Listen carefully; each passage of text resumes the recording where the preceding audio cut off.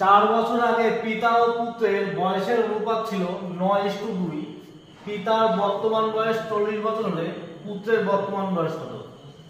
তাহলে এখানে 9:2 এটা 4 বছর আগে বয়সের অনুপাত ছিল।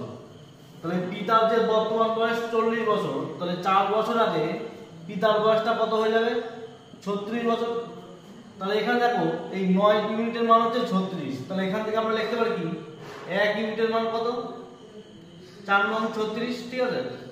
তাহলে 1 ইউনিটের মানটা আমরা পাচ্ছি 4। তাহলে আমাদের পুত্রের যে বয়সটা ছিল 4 বছর আগে সেটা হচ্ছে 2 ইউনিট। তাহলে 2 ইউনিটের মানটা আমাদের কত হবে?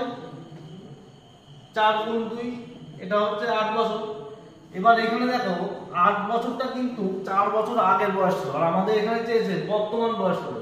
তাহলে বর্তমানে আমাদের আসতে গেলে 4 বছর যোগ করতে হবে। তাহলে আমাদের পুত্রের বয়স হচ্ছে 12 বছর। দেখো 12 কোথায় আছে? অপশন এ তে 12 বছর।